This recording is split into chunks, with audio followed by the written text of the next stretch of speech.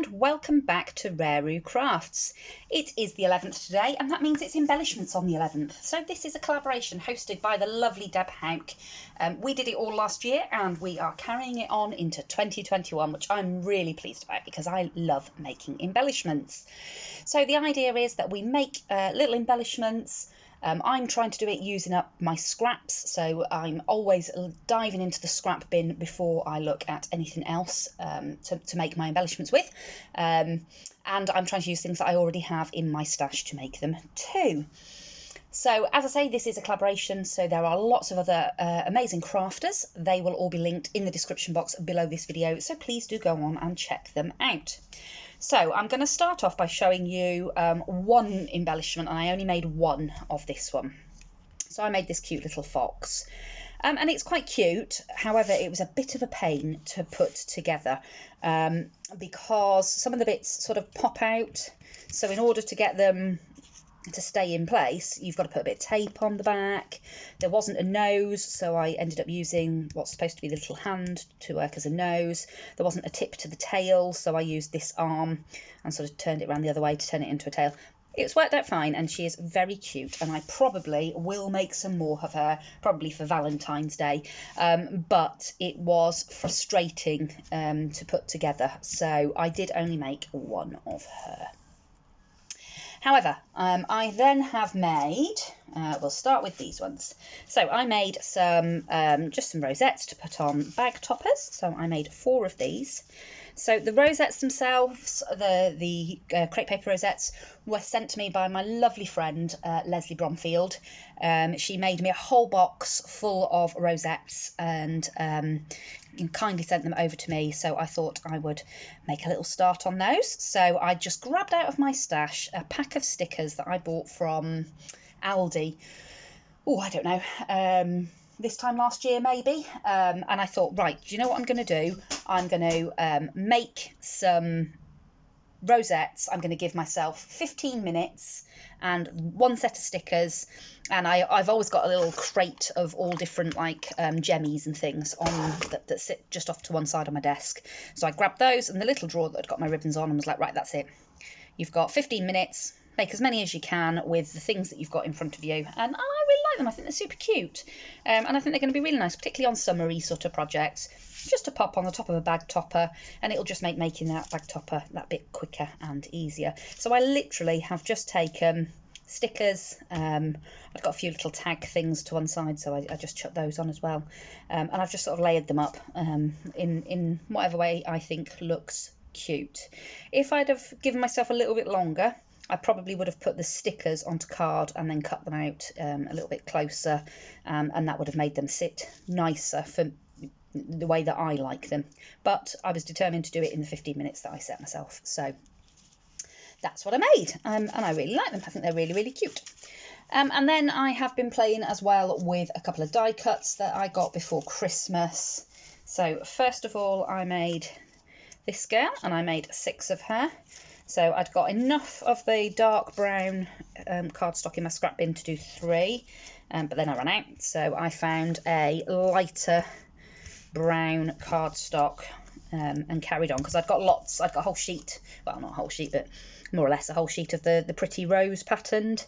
So I thought, well, I might as well carry on and use that up. And then I'd got a little bit of pink Centura pearl in the scrap bin, so I made the glasses, the bottom layer of the bow, and the buttons. I made all of those out of Centura pearl, and then I've used that little bow is actually from the next set that I'm going to show you. I've just cut it again to put with this one because I liked the look of the double layered bow. So I cut that out of the same pattern that I cut the little blouses out of, and I've put one of these really pretty gems, these little pearl gems, over the top of it. I've inked all around the edges of the girl with some tea dye. I went around the edges of the top with, I think it was Victorian velvet, and then I put a little bit of Copic on to give her rosy cheeks. I went over her sort of eyelashes with a very fine black pen, and then I gave her some little freckles as well. Little mistake on this one. I'd got it on a piece of paper and I was brushing the Copic round to give her rosy cheeks, and I picked up a little bit of the black pen that I'd been using for the eyelashes, and I didn't realise I'd done it. So she's got mucky chops, but it's fine. It's fine. But I think they're going to look really cute. They'd be really nice to put on, I think, like little friend mail cards. And again, they'd make nice bag toppers. So they're a really nice size.